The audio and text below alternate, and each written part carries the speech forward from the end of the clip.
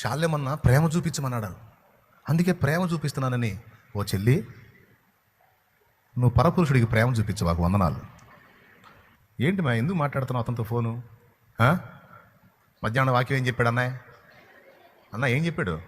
ప్రేమ చూపించి ఒక ఆత్మ లక్ష్యం. అందుకే నేను ప్రేమ చూపిద్ది ఎవరికి?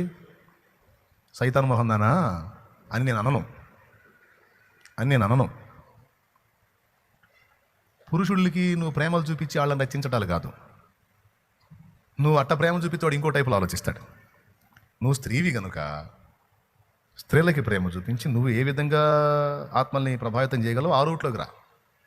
నేను చెప్పే ఈ మాటలను అడ్డం పెట్టుకొని అక్రమమైన ఆలోచనలకి లైన్ క్లియర్ అయిందన్నట్టు సైతాన్ ఆలోచన చేస్తే నేను ఖచ్చితంగా సైతాన్ మొహందాన్ని అనాల్సి వచ్చింది నేను. అలాగే జంటు కూడా శాలేమన్ ఏం చెప్పాడు? ప్రేమ. అందుకే నేను అమ్మాయి ప్రేమ చూపిస్తున్నా. ఏ ఉద్దేశంతో చూపిస్తున్నావు రా సైతాన్ అనాల అంటే అనను, తేడా ఉంటే వేసుకోవటమే. స్తోత్రం చెప్పు. కాబట్టి ఎట్లాంటి సోది వేషాలు వేయకుండా కొద్దిగా జాగ్రత్తగా మెళకువగా. నువ్వు జంటువైతే జెంట్స్కి, నువ్వు స్త్రీవైతే స్త్రీలకి. అంతేగాని ఎందుకంటే ఇట్లాంటి కేసులు వచ్చినాయి, అందుకే కడుపులో మండి ఈ సన్నివేశాలు వచ్చినప్పుడు కొంచెం ఓవర్గా రియాక్ట్ అవుతుంటా. నాకు ఎవరి మీద పగలేదు.